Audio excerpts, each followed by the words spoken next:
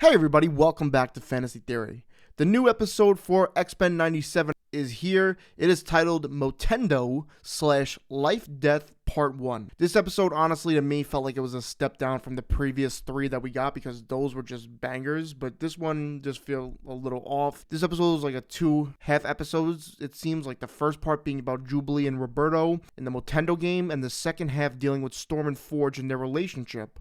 I almost want to go as far as saying these are 2 stories that are in inverse of each other, but I'll explain later in the video when we go through both the episodes and then kind of talk about it. Before we start, leave a like, drop a comment, and subscribe. Let's jump right into this breakdown, talk about some Easter eggs, theorize, and have some fun. But before we get into the episode, we gotta talk about the intro. Before the episode starts, there's a different song in the Marvel animation title sequence. They added a few scenes in the title sequence, and it seems every episode they will do this maybe? This week they added a shot of Jubilee lowering her glasses with Mojo in the reflection, and this shot seems like it was the shot that we'll see later in the episode at the end, because this episode will feature Jubilee as well as Mojo. Another shot is Wolverine and Forge, as well as Charles holding his head and seeing Emma Frost in the inner circle, almost telepathically connecting with them. I think this was from an earlier season. Finally, we get to the actual episode where it's the start of breakfast and we get a taste of this love triangle between Magneto, Rogue, and Gambit. Feel bad for my man Gambit, but Magneto beats him to the punch and gets Rogue her coffee and knows exactly how many sugars she takes,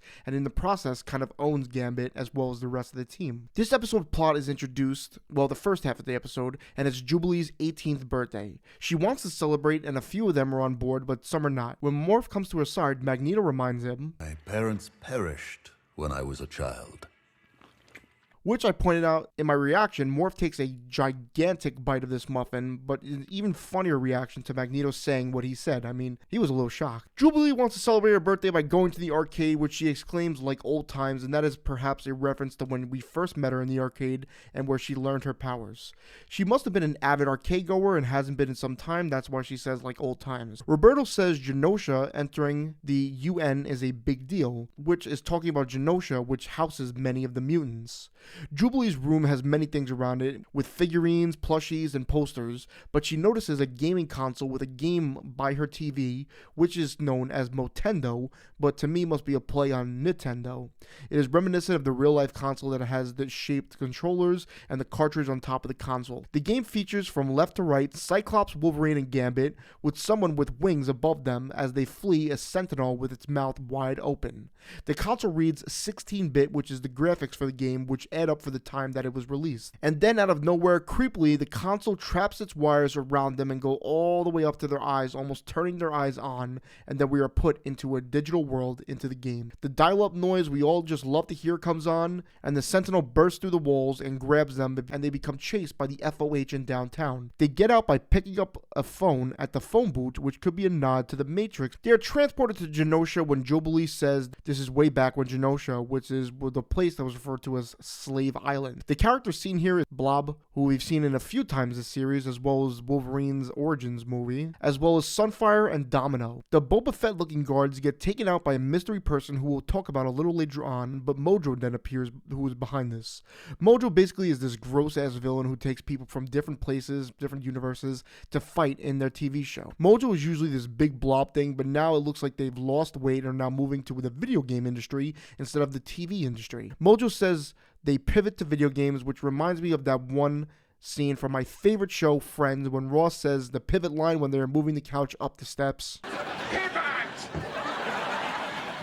Pivot! And Dazzler is mentioned, and she was once a makeup artist for the show turned singer. This show loves to call back to the previous seasons, and I've always say this in these breakdowns. I wish I watched this show to understand these old references because there are just so many. This episode so far, I was shocked at what's going on. It's almost like an uncomfortable mess of stuff, and I'm feeling like this one is just not up to par with the other 3, I'm not gonna lie. Mojo says Jubilee is the main character because she connects with the youth, which is true because she was added to the original X-Men animated show to connect with the youth. Mojo shows the older X-Men as who's the boss, which is from left to right, Storm, Jean Grey, Professor X, Magneto, and Cyclops, where they're all weirdly smiling in some way. And then the different world with the younger X-Men, and that's a more diverse group. As well as Divorce Court for, well, Scott and Jean, Wolverine must be incredibly happy to see that if he were there. The game is called X-Men The Rise of Jubilee, and then we get the 16-bit version of the theme song, which is so catchy, I'm not gonna lie. Some playable characters on the screen we see is Jubilee, Colossus, Sunspot, Magic, Gambit, and then a blank spot, probably because they're not unlocked yet, and perhaps Cable with the X on his chest and the white hair.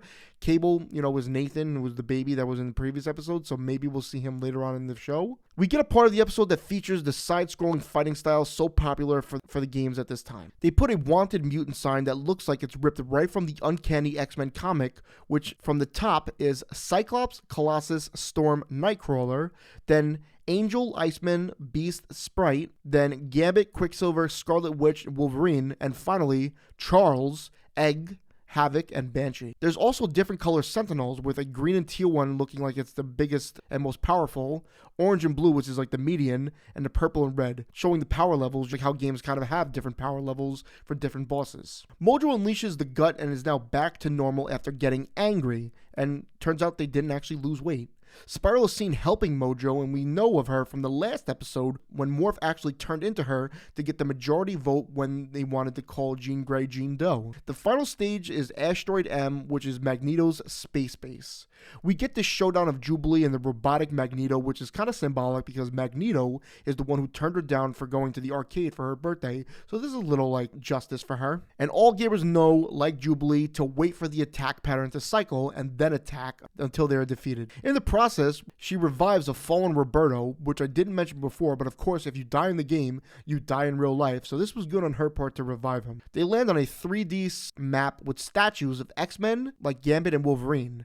Apsis is a character we've seen before that I said would be helping them throughout the game, which is kind of just like an older version of Jubilee who's been through it all and says that they survived the beta test and is only here to help. In the comics, I believe she's like a more deranged Jubilee, but it doesn't seem like that in this show. The giant arcade machine that features Cyclops, Colossus, Wolverine, Storm, Nightcrawler, and Gambit sees Mojo come out of it, and they end up defeating them easily and wake up out of this game so excited it's over, and eventually sharing a kiss, Roberto and Jubilee, with even sparks and fireworks going off, and they really tone into how romantic this kiss is. But then we go over to the life-death part 1, which is kind of the inverse to me. This part will be quicker because not much actually happens here besides a few key elements, but there is a part 2 coming out not next week but the week after, so we'll kind of get some answers then too. This is actually ripped right from the comic books, where we see Forge actually create the weapon that took away Storm's powers, but he wants to fix her because he actually, loves her. We see this owl throughout the episode, which is in the dark and in the light and almost is following her, but we'll get to why the owl is important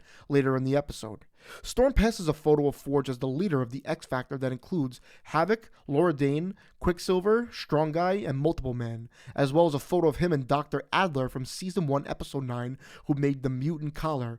Adler was actually taken form from Mystique, and we don't actually know when they switched places, but we'll see. Storm breaks down after failing to summon the rain and thunder, and Forge confesses that he is the reason she is like this, but that he loves her. Storm's so mad, slaps him and takes off, which is what I mean is the inverse of Roberto, because they found love while these two found hatred, or at least Storm found hatred for this man. Storm flees but ends up falling back through Forge's house, and we see the demonic bird demon attack them, which has been the owl throughout the episode.